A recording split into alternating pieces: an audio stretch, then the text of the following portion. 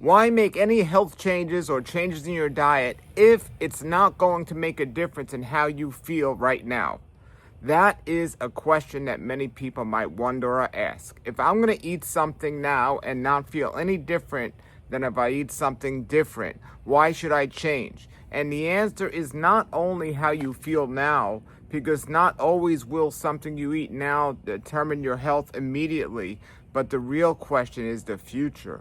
Is the difference of if you're going to get cancer at 60, at 80, or never. If you're going to get Alzheimer's disease, if you're going to suffer from heart disease or a stroke. Look, a teenager can eat just about anything and feel just as good and have just as much energy, but if that teenager is eating the standard American diet or the standard worldly diet, that teenager most likely might not make it to 70 years old. And if they do, they're going to be stricken with disease. And when that teenager who's getting these habits of eating a bad diet at his young age and thinking it doesn't make a difference because it's not affecting the way he directly feels at that point, when he's older, maybe 30, 40 years old, he's going to start slowing down and not experiencing good health. Now, most parents and teenagers aren't thinking about diet when kids are that age, but they should be.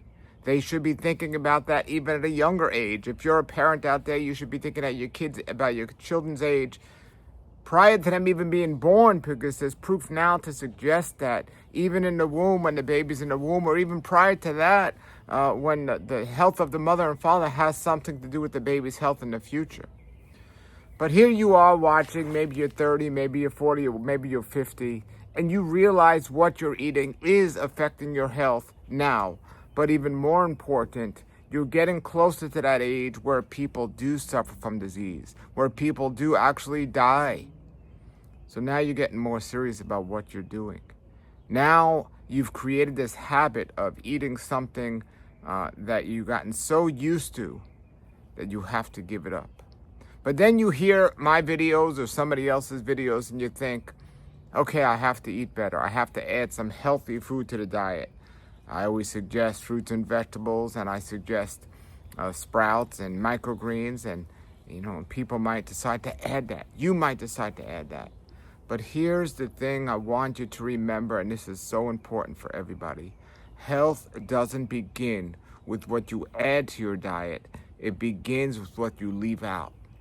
Eliminating the things that are causing the problems are going to eliminate the problems. This is such an important point that so many people miss. They might add certain healthy foods to their diet. They hear, oh, I hear this is healthy. I hear that is healthy. But when I tell people, if you truly want to be healthy, you have to give up this and that. They don't want to give up this and that. They want to add things they think are healthy because they heard on TV or Google or somewhere that these things are healthy. But they're not willing to give up the things that have gotten them to a certain place. Well, I've eaten it this long and I don't have heart disease. Well, I've eaten that this long and I don't have cancer, so it must be good for me. Anytime I'm counseling somebody and I start off with that type of attitude, I know they're going to be very difficult to work with and very difficult for them to stop consuming the things that they've been consuming that will lead to their problems if they don't have problems already. And I want to make this video to tell you out there that are watching is, yes, adding healthy food to your diet is wonderful. But if you're not willing or think you're able to get rid of and let go of the foods that are creating the problem that we've been tricked into consuming, that we've been deceived into believing were okay for us, but they're truly not, you're not going to experience the health that you're might have heard or might see me experience as someone else. You have to get rid of the things that are creating the problem, the processed food, the animal products, the animals in general, the dairy products, the eggs, the milk. You got to get rid of these things. But I heard this, but I heard that. Forget about what you heard or they said. Who is they? You have to be willing to get rid of these things if you want to experience health on a healthy level. And I really hope people are getting this and people understand and people stop making excuses. Most people are overweight. Most people have no energy. If you want to have more energy and lose weight, it's not just about also what you're eating, but also the times you're eating it and how much you're eating it and these things as well. And these are the try the things I teach you. And it seems so unreal because it's so simple. From a physical standpoint, it's simple to eat an apple instead of an apple pie. It's more simple, it's cheaper, it's easier. But from a mental standpoint, that's where the real challenge is, everybody. Because you grew up on apple pie, not on apples. You grew up doing this and not that. You have emotions connected to your mom made you that apple pie, or when you were a kid you ate that all the time, or you got that for your birthday. They didn't just give you fresh fruits and vegetables. Who has memories attached to fresh fruits or vegetables? Well, there are some people maybe from the Caribbean or some certain island where when they were a kid they ate a certain mango or something, so whenever they eat that it brings them back to childhood memories. But still, those people have come to this country and they've started eating the food of this country, and all those memories might bring them back, but they're got so addicted to eating the junk food and everything else, whereas most people that were born in this country, that's where their memories are. So mentally is the real issue. That's the real problem. Let me tell you this story. I have a family member that's very, very sick, or at least he thinks he is, right? And I know if he listens to the advice that I give, he can be better. Physically, he can be completely better. And he's not so bad where he can't physically get a juicer and make a juice, or he can't get a fruit and eat a fruit. But mentally, he's paralyzed in terms of just eat fruits and vegetables, nothing else, and you will get better from your ailments. Nothing else. Well, they said this and they said that, and I can't do this and I can't do that. He finally said to me, well, I'm going to do it. I'm going to do it. I said, give it 30 days. Just eat fruits and vegetables for 30 days. And I actually consulted somebody I know who does what I do, and they said, it's going to be too difficult for him to just do that. Tell him to eat, he can eat an animal. Every other day, tell him he can eat some beef. Besides that, he should be on fruits and vegetables, just to get him in the mindset of getting rid of everything else and not letting go too fast or too hard.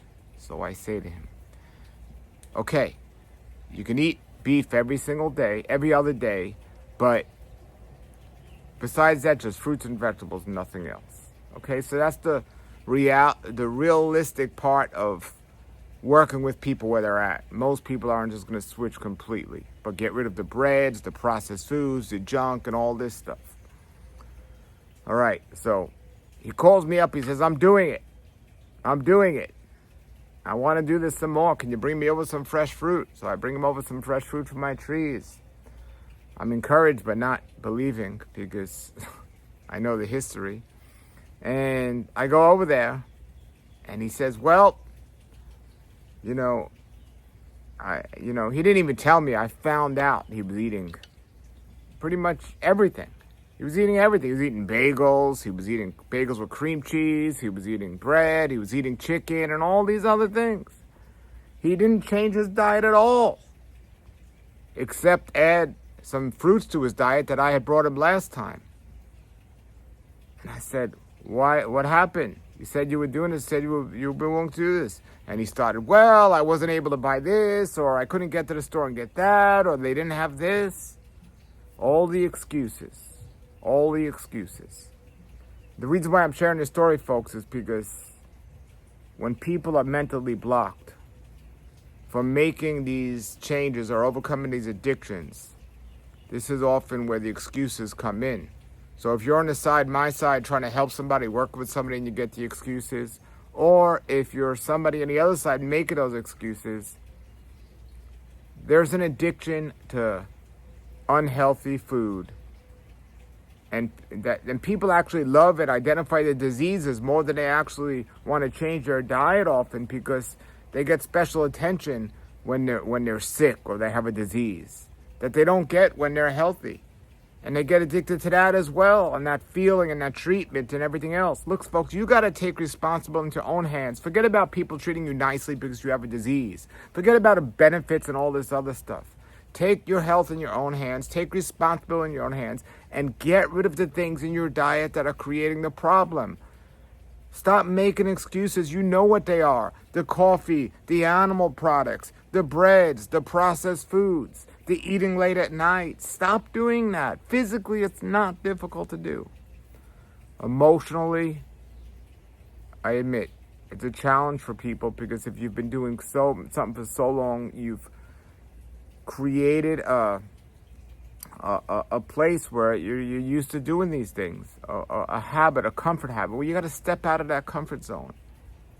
Now, I'm talking here now to the people that haven't been diagnosed with a major illness. I'm talking here to the people that are thinking of changes. But again, if you haven't felt disease is a great motivator. But what about you that are watching that have a disease, that have been diagnosed with something? So for you, physically, it's a little bit more challenging to change because you might have challenges of getting a juicer and juicing or going to the store based on your illness. However, mentally, it might be a little bit more easy because you have this pain driving you to change. So the average person that hasn't been diagnosed or experienced a disease, mentally it's harder for them, but physically it's easy. But if you've already been diagnosed with an illness or have a disease, it might be physically more challenging, but mentally and emotionally it should be a little bit easier because you have that motivating you because you don't want to suffer. You want to stop suffering. Regardless, no excuses, just do it. And I talk all the time, make a list of those things you know you need to get out, be honest with yourself, and start eliminating them. And some people might do it overnight, some people might do it over a month's time or a couple of weeks. But the stuff you know is creating a problem, get rid of it. People don't just do this with food, they do this with their work, they do this with people in their lives. If somebody is causing stress in your lives in a bad way, or if a job is, or if food is, or something, you must find ways to deal with that and not just accept that and continue to live with that and not expect to get a disease or some sickness. All right? Now, there's other things that when doctors tell you have a certain disease with a name to it, you might all of a sudden break down and give up and just listen to them no matter what. That's not a good thing either. We have to understand the they says and he says versus, okay, this person said this, I have this, and not identify with that disease so much to accept the results that most people get with that disease.